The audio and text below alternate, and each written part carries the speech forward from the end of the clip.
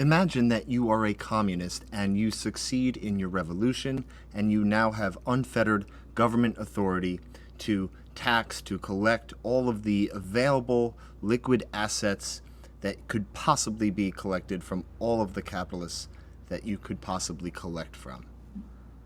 What would you then do with all of the other forms of material wealth? What would you do with the art? What would you do with the mansions and the expensive cars? Who would own this wealth? Who would live in the mansions? After all the immediate taxation and redistribution, you would in fact leave the foundation of your society intact.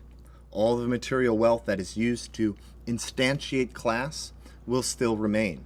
All of the luxury items that make being rich different from ordinary life are still in place, and it is through the relations of these objects to society, to people, that class becomes represented in concrete reality.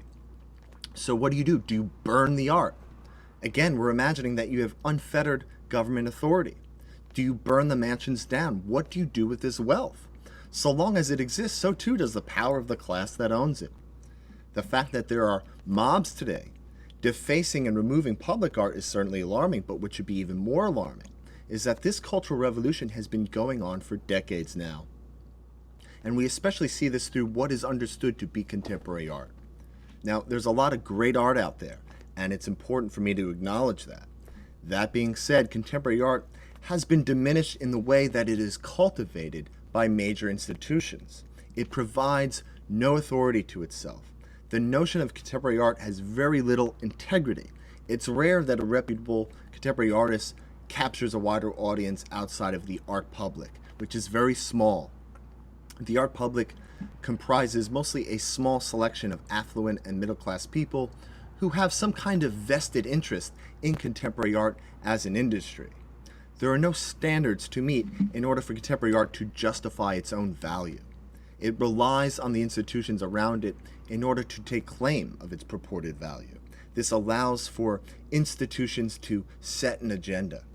Our major art institutions are the frontier of how corporate culture, of how culture becomes corporatized.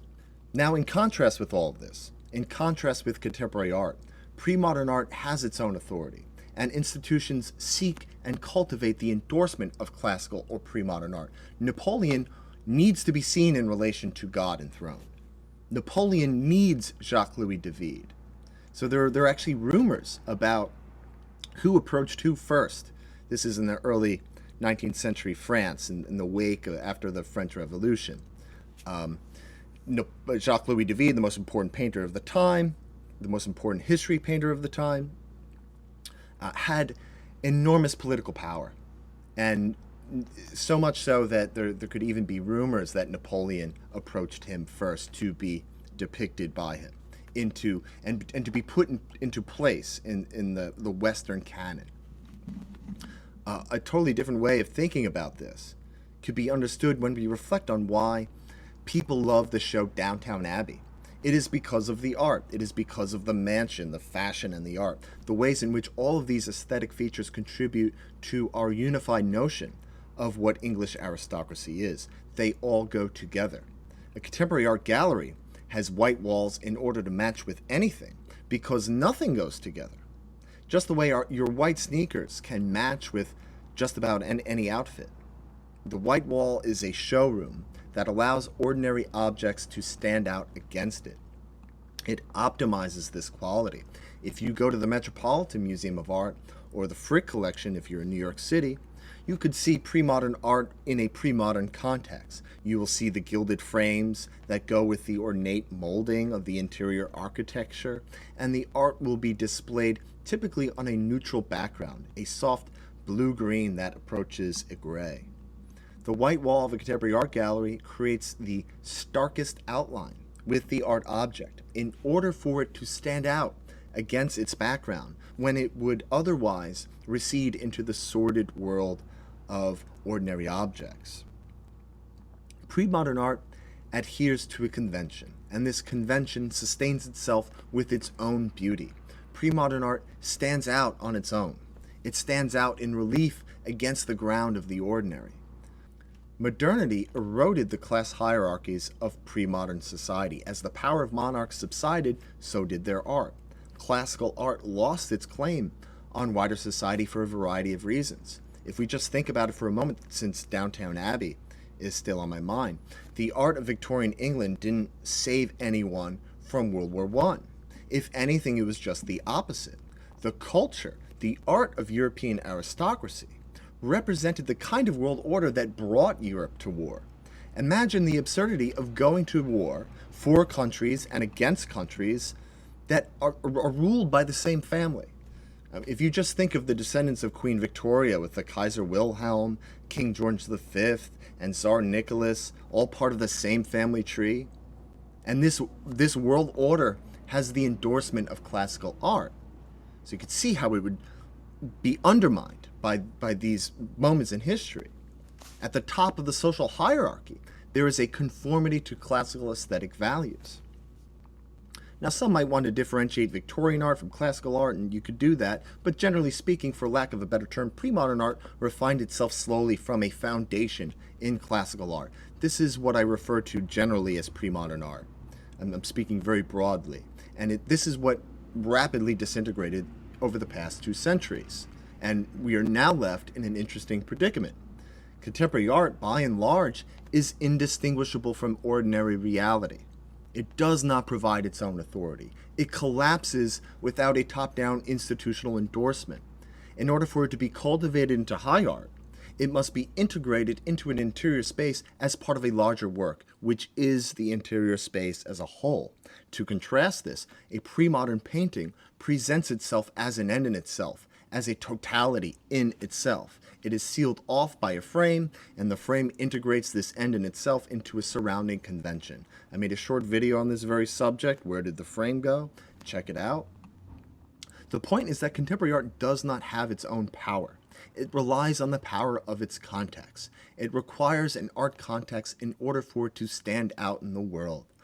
Now, there are exceptions in that contemporary art is diverse enough that there are examples of highly refined works of art that would stand out anywhere and which carry enormous authority as unique objects in the world, but this is not necessarily so. Contemporary art does not need to stand out among the sordid world of objects. In fact, some of the most successful art commodities have the quality of being ambiguous and minimal enough to be applied anywhere as a decorative element that could be easily integrated into a larger ensemble of decorative items that find unity in an interior space. So let's go back to my earlier question about what do you do with all of the art if you wish to impose your utopia on society and you already redistributed the liquid assets of society? What do you do with the art? Who gets to live in the mansions? Some might want to burn the art. Undoubtedly, there will be monuments that could be removed or replaced. But if you don't do something about the art, the same class conflict will immediately reproduce itself. Well, Marxists have been working on this for a long time. They understand that whoever appropriates this material wealth from one group immediately takes their place, like the pigs becoming human in George Orwell's Animal Farm. But what if, instead of burning the art, you replace it? You replace it with a kind of art that has no inherent value. You replace it with art objects that are indistinguishable from ordinary life. And through this cultural practice, you gradually substitute art with anti-art in what essentially amounts to a slow cultural revolution, a slow degradation of objects that stand out in and of themselves. A slow bending of the knee that gradually compromises our institutions with motives that defy their assigned duties. Our civilization is fragile. So much of the order that allows for our institutions to exist has been assailed by a culture of repudiation. There is a crisis of credibility that is crushing our institutions. Our government, the separation of powers, scientific inquiry, and market economy are all held in place by an authority provided by art and architecture. The classical architecture of our civic buildings use the endorsement of the classical aesthetic to plant themselves in our society as permanent and to sustain themselves in a form, a visual form that is timeless, a form that connects us with our past. We inherit this authority It is justified because it is the combined creation of generation after generation of people settling disputes. This is why we have public art, public monuments. We are referring to our history so we understand why we are the way we are. It is much easier to tear all of this down than to build it up. It took generations to build these institutions, and they sustain themselves because they have endured time. If we look at postmodern architecture and postmodern art, contemporary art, we see a society that is temporary, that doesn't plan on being around for very long, that doesn't care about the past, that evidently does not care about the future either, unless it is controlled by them. The radical left wants to erase history. They don't want you to know anything about history other than what they want you to know about it. BLM, Black Lives Matter, exists all over the world because they represent global interests. They are Marxists first and foremost. And I'm sorry if that offends people.